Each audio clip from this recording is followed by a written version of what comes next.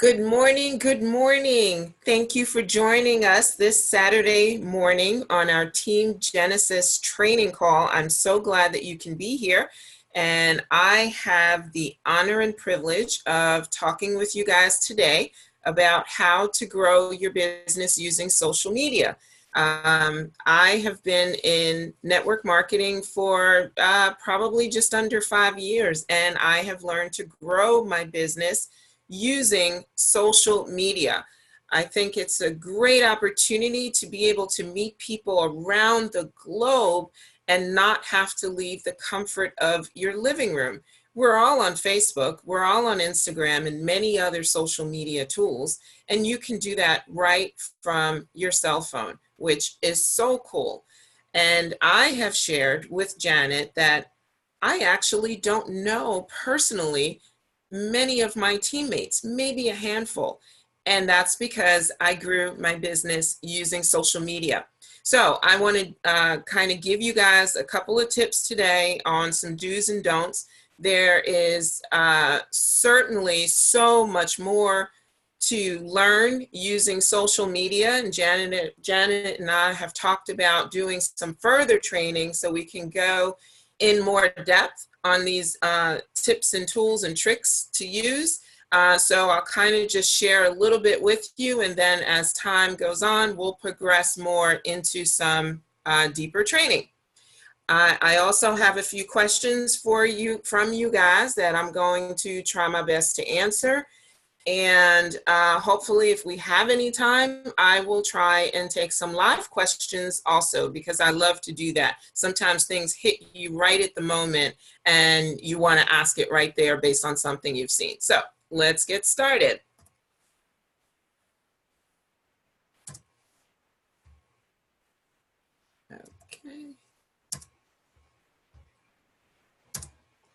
Okay, so this to me is super important. Is your social presence cringeworthy or is it commendable? So in other words, when people come to your timeline and they see your post, or they're like, oh God, no, not again. Here, oh, here's another horrible thing she's going through. And oh my gosh, I feel so sorry for her. People come to social media and they want to be uplifted. They want to learn. They want to be inspired. And if every time someone comes to your social media and they see a complaint about something or something very, very negative, or even politics, believe it or not, it really becomes a turnoff for them. And they tend not to come back to your page because there's nothing for them that they want to see. So you really have to make your timeline engaging, inviting, interesting, exciting if possible, and make people want to continue to follow you and want to continue to look and see what's she talking about now. I wonder what she's sharing now. The more visits to your page, the more Facebook views your presence as someone that they should continue to deliver to other Facebook pages or other news feeds. So I know many of you, have you come across someone's social media and you said, oh my gosh, I can't believe they're posting that? Or, oh my gosh, all she ever talks about is business, business, business. I don't know who she is. I don't know anything about her. All I know is the CTFO. We often hear people buy from people that they're comfortable with. And if all you're doing is posting about your business, they're not going to be interested because they don't know who you are. So I'm going to share with you some common mistakes that I see people make and how we can go about changing those. So the first thing I call under the do's, know your customers. Your social media should be tailored to what your customers like to see and not necessarily what you like to see. We know you have interests in everything, but really when we're in this kind of business, we're solution providers. We are looking to help people solve something. Your page should be, if this is your business, tailored to how you can help people solve problems. A great way to do that are different testimonies. Because I tell people, they're posting all these great ads we get from CTFO and they're great media pictures, But someone who does not know about CBD oil, they're looking at this bottle or someone holding the bottle, and they still don't understand how that will help them. So I always say use testimonies, because if you're using someone's testimony that, you know what, I had knee pain, I used CBD oil, and now my knee pain is gone, your audience or your customer base is going to say, wait, I have knee pain too. Maybe this will help me. So you want to try and tailor your page to how you can help someone.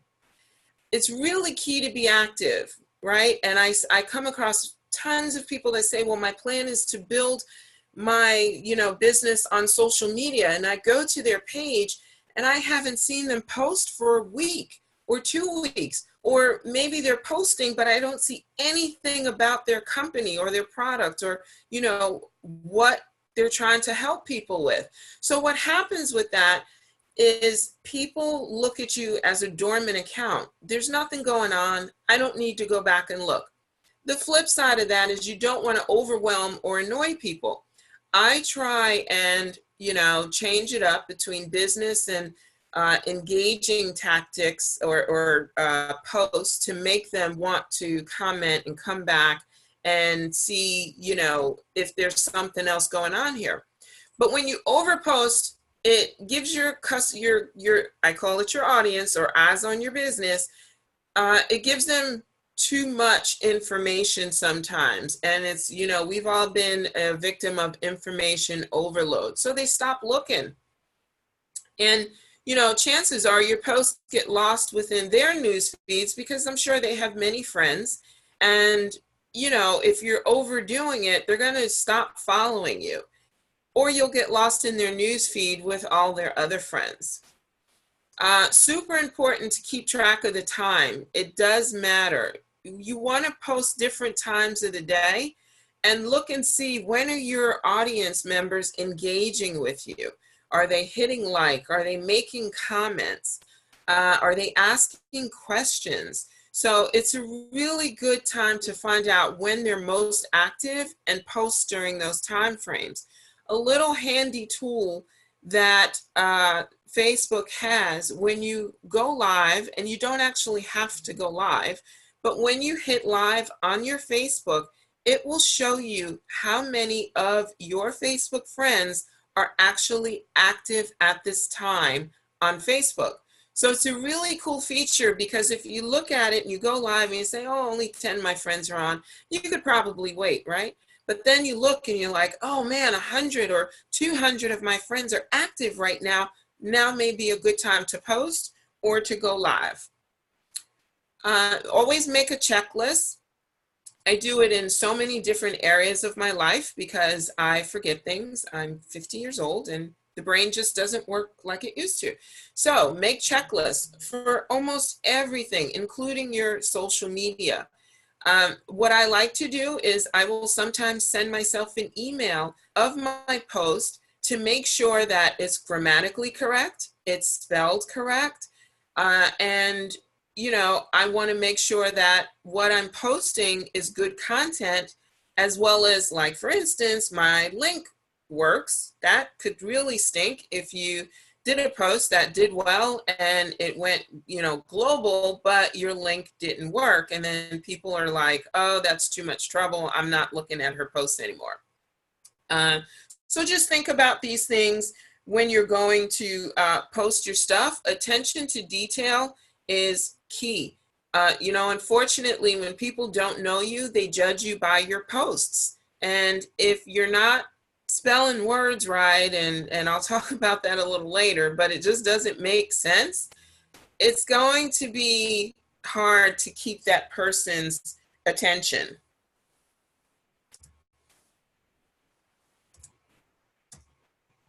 All right.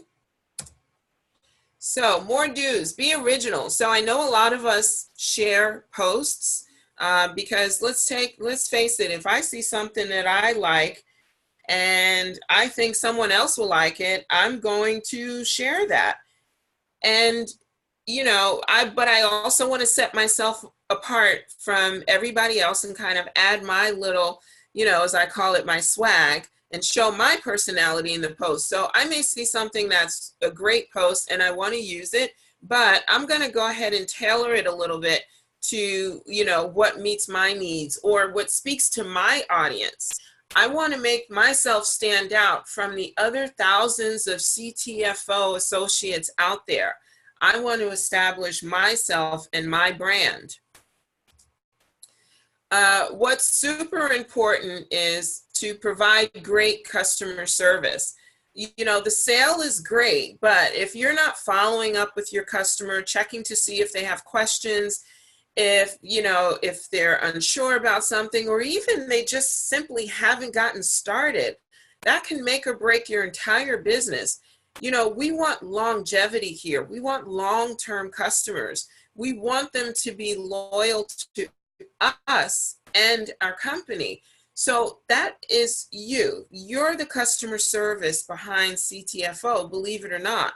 So if you continue to provide them with answers and, you know, guidance and answer questions that they have, you're going to be the best advocate for you and your business, and they will continue to come back to support you because they see that you support them. So always have a personality. You know, again, this is, I don't know if you guys ever came to my page or look at some of the things that I do, but you want to have a personality and be exciting. You want to be excited about your company and your product and your services that you give your customers. If you're not excited, they won't be excited. You know, I do a lot of lifestyle posts when I went to Dubai or Bermuda or Bahamas or any place else that I travel, or even if it's just going to get my hair done. I'm excited because I want them to see that, you know what, life is pretty good over here at CTFO, and look how excited I am. This could be you too. So if you're boring and, you know, dull, and they're not going to engage with you because you're not attracting them to do so. And I hope that makes sense for everybody. Okay, so some people don't agree with this. Again, anything that I share is totally my view. I don't claim to know it all. I can only share what works for me. Using social media, I made it to VP in, you know, in 7 weeks. So this works for me. So don't like your own posts. It's a little narcissistic if you ask me. I already know and can guess that you like your post because you posted it. So I think that's a safe assumption. But it really doesn't help you to boost the algorithm with Facebook because you liked your own post. So, you know, a cool thing to do is message some of your friends. Hey, I just put up this really cool post. Could you go over and take a look at it and maybe post a comment or share it on your page, or even just hit like if you want. When your audience tends to see that your posts are getting a lot of attention, it's going to make them look more, and it's going to want them to keep coming back and say that, you know, hey, this girl really has a presence out here in social media. I think I'm going to really pay closer attention. Don't neglect your profile. You know, having a page isn't enough. You have to maintain it. You have to update it. Sometimes I go to someone's Facebook page and they have like 1,000 companies that they worked with previously. And when I see that, that's a turnoff, because to me, that tells me you're not grounded. You don't know where your home is. You're trying this and you're trying that and you're going to this company. You know, clean it up. Your Facebook is your introduction to the world. So just having it isn't enough. You have to maintain it. Key thing is network. I shared in the training from Connecticut. You have to network on social media.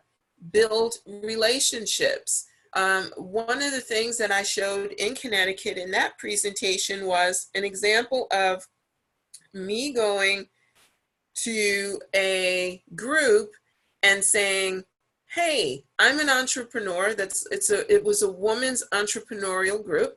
And I said, hey, I'm a positive entrepreneur that's looking to network with like-minded people. If that's you, send me a friend request. You know, I'd love to follow your journey. Now you're growing your network or your audience organically, right? You're not going and just randomly friend requesting people, which, you know, could be a little weird. So you want to start to make genuine connections and grow your network. And you can do that all through social media. Don't be spammy. Now, we all hate spam. We hate the spam calls. We hate the spam email. You know, if you're constantly posting the same thing, you're overwhelming your followers. And again, they'll look at you as a nuisance and you'll lose those followers. You worked hard to attract them. You should work equally as hard to get them. So you don't want to just all day, every day, you're just posting your business and posting your products. You're not engaging with anybody else. You're sending inboxes about your business as soon as someone says, hey, and you word vomit all over them. You know, don't do that because they'll block you. And then you lose that follower. That's super important to building your business on social media. When you get comments, engage with your customers. This is your opportunity to show them that, hey, I'm a real person. I can help you. I can answer your questions. If they're posting and they don't comment, they're going to just think that, you know, you don't care. You don't really read these comments or these posts. And, you know, that goes back to just being and providing good customer service. So don't ignore the comments, answer them, engage with them. That's your chance to interact. It shows them that you can be professional. Positive and negative situations should be addressed, but within reason. If you have someone that is totally super negative, you know, you have to learn to draw the line in the sand. There are just some people that you will never win over, and it's simply just not worth your time and energy. Block and delete and move on. You know, I don't entertain stupidity and negativity, and not on my page, not in my comments, not in my inbox. If you ever come to me that way, I will just, you know, delete you. And that's a great thing about social media is we make the choice of the audience and the things that we want to entertain. So don't rely on automation. I know a lot of people use, you know, there are different tools that Facebook has or companies that will automate your posts and, you know, and comments and things like that. And I've used a couple of those myself, but there's nothing, it's priceless when you are able to address each person one-on-one based on their needs and their questions and their desires. You know, that again just makes you seem more personable to your potential customer or teammate. You know, when someone asks a question, you may be great in knowledge of the company and you start spewing all of these things that you know, you've read or that you've used. Unfortunately, that may not talk to what your customer needs to hear. So always try and humanize your brand and be engaging, and your customer again will show you loyalty because of it. So participate in targeted groups, and I think there's some questions that I got about groups. So we'll talk a little bit about that. So there are hundreds of thousands of groups on Facebook. We've all seen them. And you have to kind of pick and choose what groups you want to interact in. And you basically want to think about what's the end outcome for me, right? If I join this group. So when I say group, I don't mean a whole bunch of CTFO groups, right? Because let's face it, those folks are already in the business. We're not trying to grow our business with already active associates. We're trying to look for more people to become our associates and grow our team. So you want to be active in groups that will market to your target participant. And that could be, you know, maybe you have something in common where you're a single mom that works nights. Look for a group that says single moms that work night. Maybe you want to look for a group of coupon extremists, right? How do you save money? You know, I'm a softball dad. Look for a group that says I'm a softball dad. Those are people that you will have things in common with that will allow you to interact with them on a personal basis. Once they do that, you become connected, you start sharing and establishing a relationship, and by nature, organically, again, you're growing your audience, and they're looking at, you know, what's Nicole doing? I know she's a softball dad, but what else is she doing? Oh, this looks really interesting. I feel connected to Nicole, so maybe I'll go ahead and ask her about this since we already have this group and, you know, softball dad in common. So, you know, there are lots of do's and don'ts when participating in groups. Don't, you know, and we'll talk more about that. So make sure the group is active. If you join groups, you want to make sure there are 500 people or more, because let's face it, not everyone in the group is active. If you join a group with maybe 100 people or 200 people, probably less than half of those people are actually engaging in the group or even checking out the posts in there on a daily basis. So broaden your horizons. I look for groups that have like 50, 60,000 people in them, because I know I have more of a chance to connect with more people in the group. And when I'm in those groups, I share stuff that's helpful to them. I don't share my business. I don't, you know, share any links. I may share my experience, or I may share, you know, if we're in the softball group, and, you know, I may share, oh gosh, my son had a really difficult time at the game because he was dealing with knee pain. Glad I was able to help him get through that game. People will start asking you, well, how did you help him? What did you do? And then you can share with them, but don't spam the group with your company. Comment on other posts of the groups. You want to engage. This is how they're going to see that you're actually in the group. So comment, and they can interact with you, and they can like your comment. And again, that helps to build your relationship. So I talked about that. Don't spam the group with your opportunity links, because you just become one in hundreds of others that are in there. You know, believe it or not, people on Facebook aren't looking for companies. They're looking for people that can help them. Always remember that. You don't want to spam other people's walls by posting on their walls. To me, this is very desperate looking.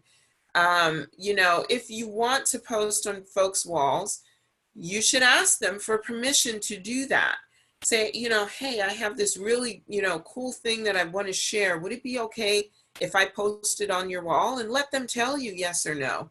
And, you know, when you're doing that, when you post on someone's wall, or when you tag someone in your post, it allows everybody in their news feed to see that post, okay? So if you're posting on someone's wall, if I post on Janet's wall, all of Janet's followers and friends are going to see that post on her wall. If I tag Janet on one of my posts, her followers are going to see that.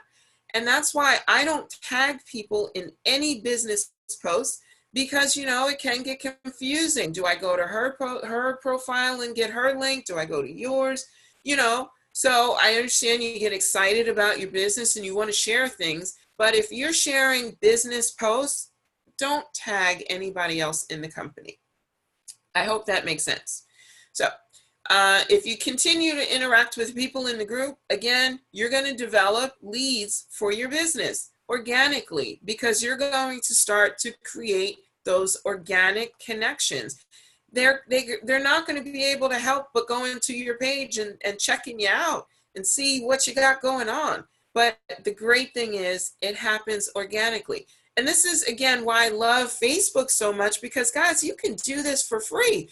I'm not even talking about a business page where you have to post to pay to boost ads. I'm talking about just free on your social media Facebook regular page. This is great stuff. So I talked about this earlier. Spelling is key. Again, people judge you based on your posts. Reread your post over and over again. And please, we have so many tools available to us. Use them.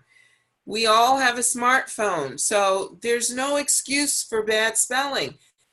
And this is a pet peeve of mine. Again, I said these are all my personal opinions. But if you don't know how to spell a word, look it up. And if you keep misusing the words between your, there, past, or any one of those other possibilities, please look it up. It is so incredibly unprofessional if you don't know how to properly use these words. And you know, the great thing about Facebook is you can edit your posts. So if you see that you've used the wrong context or word or spelling, go back in and edit your post, clean it up, and correct it. There's no reason why you shouldn't. Again, there are too many tools out there that help us to do this. So make sure that you are spell checking. And I know, guys, you're probably laughing and saying this is the silliest thing ever. But I got to tell you, I've been so turned off by people and decide not to join them and do business with them because I can't get past their spelling. So, you know, this is super important. You know, that's pretty much it for me. And I'm going to go ahead in the interest of time. Again, I have tons of other things that I will be able to share as we go on, but I also want to make sure I address the questions that we have. So thank you guys for submitting them. So is there a way to actually show a few successful posts? Yes, I can. I can show you and I can post it. And maybe on our next presentation, I'm sorry, I didn't have enough time to pull those. But I have done posts on my page that have caused, okay, so around Halloween, if you guys want to go to my timeline, feel free. It's public, and that's another thing. Make sure your post is public because your private page are just limited, your posts are just limited to your friends, and your friends aren't going to make you a millionaire. So that's a little tip in there. Your post should be public. Okay, so anyway, go around Halloween, and I did a funny picture about can you find something funny in the grass, and it was a bunch of the guys' faces in there. But that went viral. I had probably over 50,000 shares and you know, 10,000 comments on that from people sharing and tagging their friends. So I'll screenshot a couple of those and share those maybe on our next training. But again, you want it to be funny. You want it to be engaging. I ask like really crazy questions that cause people to think, and you know, they'll share their answer and it's usually wrong, and I'll tell them, nope, that's not it, and they keep commenting and keep coming back. And Facebook will look at that and like, oh, okay, you know, she's posting some pretty good stuff, let's keep boosting her stuff up in the algorithm. But again, people have fun coming to my page and answering these silly questions, and so they engage with me and interact with me more, and that's how I am able to build a relationship with them. And you know, I look for that one post that says, man, I wish I didn't have to go to work, or man, I wish I could spend time, you know, on Christmas with my family, but I'm stuck here working, or man, I have to get my car fixed and I really just don't have the money. Or I can't get rid of these headaches. I don't know what I'm going to do. Guys, those are all opportunities that are screaming out to you if you pay attention to your friends' Facebook posts. Okay, next question. How often do you post? I post every day. It's easier to post on Facebook than it is to go punch a clock. Think about that, guys. Think about it. So I post every day. I don't want anybody to think that I have forgotten about my business or that my business isn't important to me. So for me, it's every day. And I will vary that up between business posts, testimonials, are you looking to make money, or just a great graphic? I do change it up so people are never bored when they see a business post. So what times of day do I post? I think I talked about that before. If you guys haven't noticed, I'm not a very scripted person. I'm not very I don't have a regimen or scheduled. At what time of day? It's whatever time of day. I work a full-time job. I'm not scheduling my posts. If people tell me I don't have time because I work, or I don't have time because I have a family. Guys, we do this for time freedom. So don't use time as your excuse not to do it. I go to work. I manage an inside sales team. I'm very busy. I have lots of people that want part of my time. I have a huge team with a downline of 66,000 people. Some I don't even know, but people that reach out to me, downline, sideline, people that ask for help. But guess what? I never neglect my business, because that is my business. So if that means that I'm taking a 2 to 3 minute potty break at work, guess what? It may sound gross, but I'm taking my phone with me and I'm putting up a post about my business.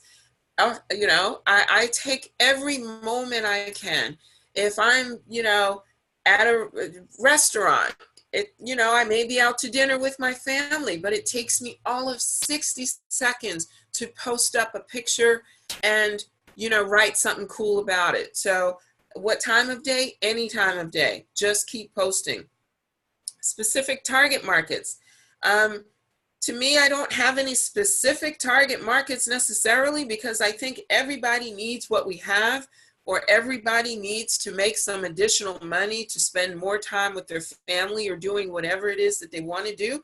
So to me, every walking, breathing human being is my target market. And I hope that makes sense to you. Why is branding yourself on social media more important than using CTFO all the time? Because people don't buy from CTFO, they buy from Nicole, they buy from me.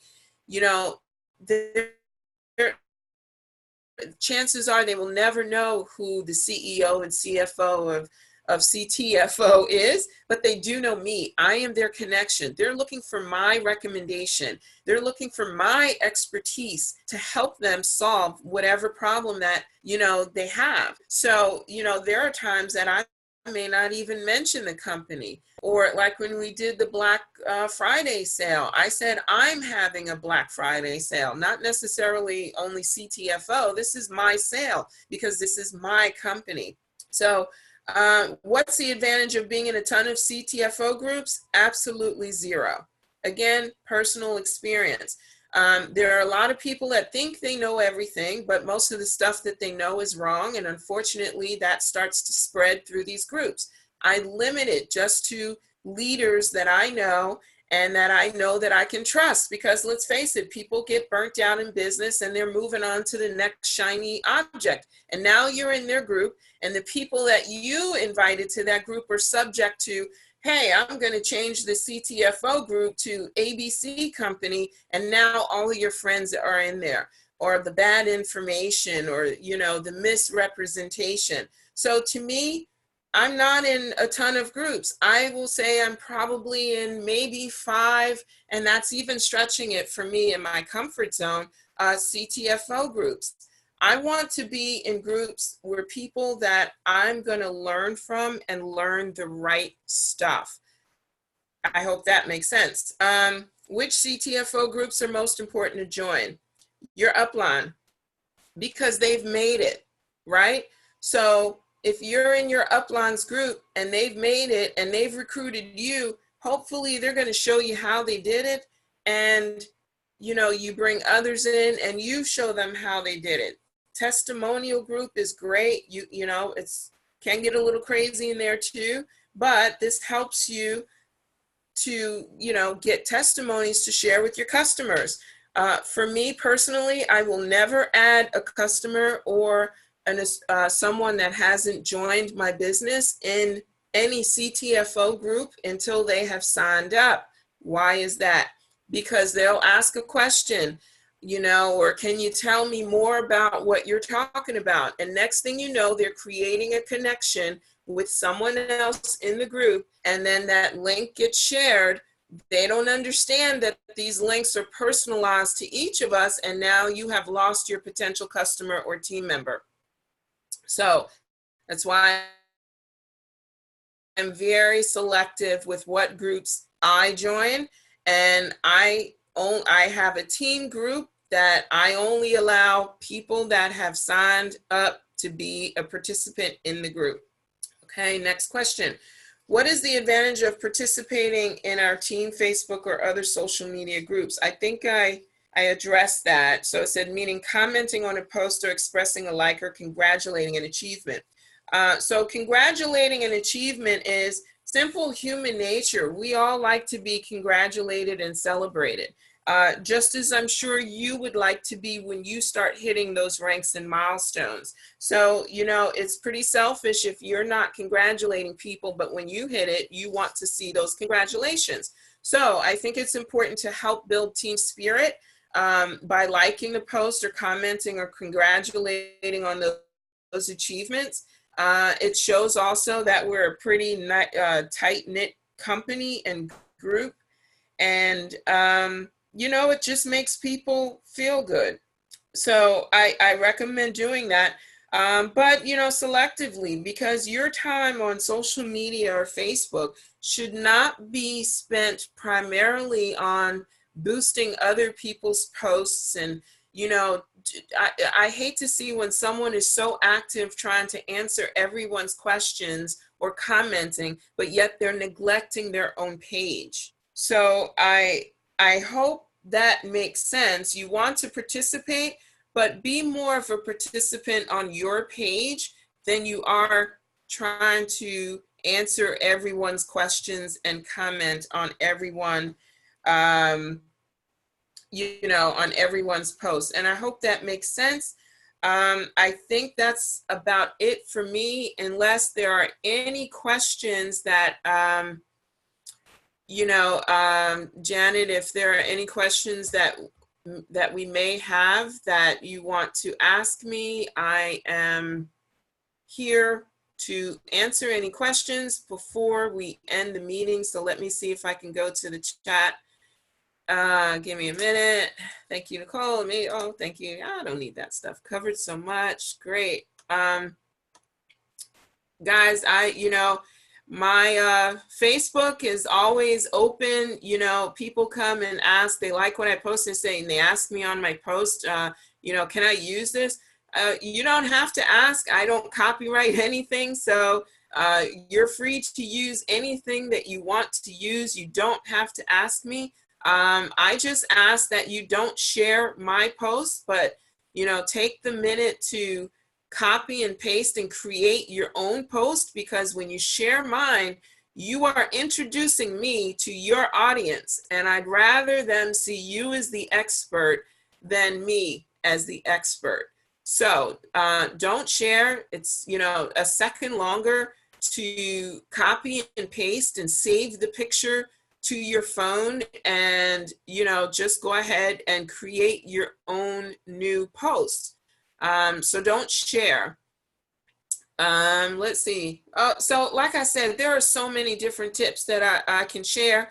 And, you know, as we go forward, hopefully we will be able to cover some more of those tips and tricks and, you know, anything else that I can help you with.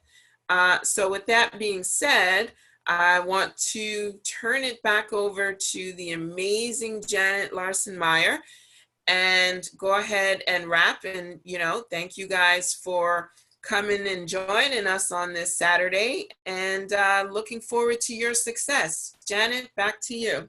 Thank you, Nicole. That was a terrific training and something that our team of associates have been asking for a long time. And I'm so grateful for what you've done for us today and your commitment in the future to expand on this. So thank you, associates, for prioritizing this training and this time with Nicole.